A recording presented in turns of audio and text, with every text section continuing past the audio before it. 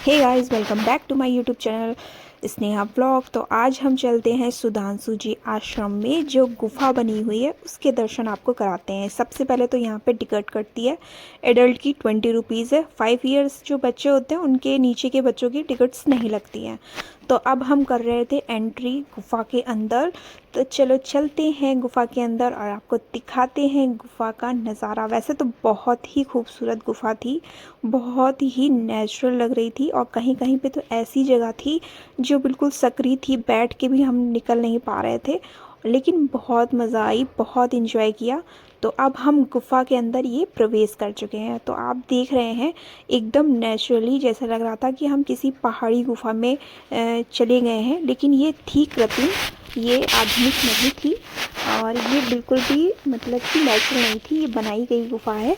और ये देखिए साइड में बंदर बैठे हुए हैं, कुछ आर्टिफिशियल, कुछ पौधे लगे हुए हैं आर्टिफिशियल। और ये अब हम अंदर की ओर चल रहे हैं।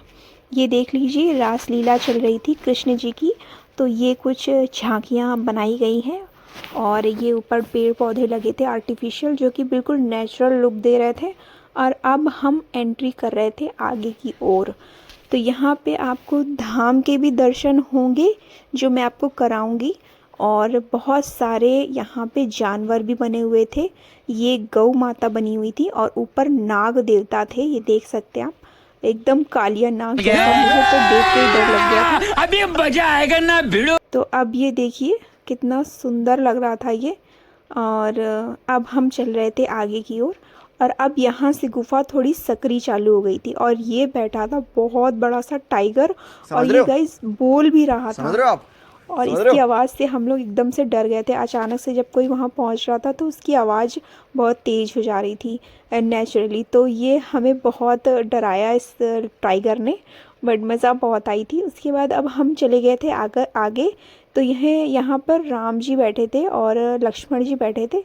तो यहाँ पे आश्रम, सबरी आश्रम बना हुआ था। थोड़ी भीड़ थी यहाँ पे, क्योंकि ये झांकी बहुत ही खूबसूरत लग रही थी। श्री राम जी और लक्ष्मण जी दोनों भाई की यहाँ पे झांकी थी, बहुत ही सुंदर। तो सभी यहाँ पे पिक्चर्स वगैरह ले रहे थे।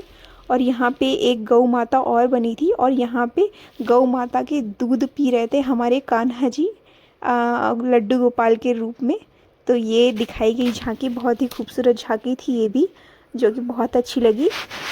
हाँ, पूरी चीज़ें जितनी भी सुधांशु जी आश्रम। और ये देखिए अर्धनारीश्वर का रूप भोले बाबा ने ले रखा था, ये देखिए यहाँ पे लिखा भी हुआ अर्धनारीश्वर भगवान।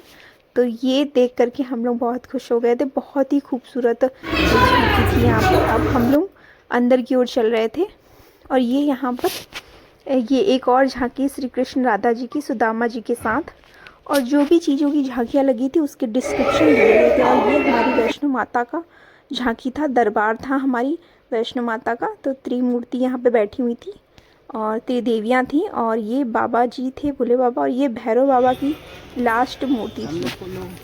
और हम लोग अब गुफा से बाहर निकल गए हैं। बाबू हो जाई गुफा में घूम के, इधर देखो बाबू।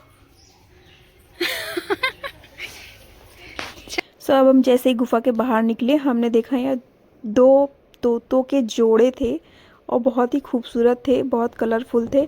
उसके बाद थोड़ा आगे चले तो हमें मिला पहाड़ बहुत बड़ा सा, जिसमें गुफा थी, और उसमें बैठे थे हमारे भोले बाबा, और सामने बैठे थे नंदीश्वर बाबा, वो भोले बाबा के इंतज़ार में थे। और उसके बाद हमने किए दर्शन, भोले बाबा का आशीर्वाद लिया, और वहाँ पर जाकर के हमने सबसे बड़ा शिवलिंग देखा कानपुर का, और वहाँ पे जल भी चढ़ाया और भोले बाबा का आशीर्वाद लिया। जब जल चढ़ा लिया तो हमने 1-2 पिक्चर्स भी ली उनके साथ, और पूरा वहाँ का माहौल कैमरे में कैप्चर किया, यादें ली। उसके बाद हम निकल चले थे घर की ओर। और आज की वीडियो में गाइस इतना ही, मिलते हैं नेक्स्ट व्लॉग में। अगर वीडियो अच्छे लग रहे हो तो लाइक कर दीजिएगा, चैनल को कर दीजिएगा सब्सक्राइब।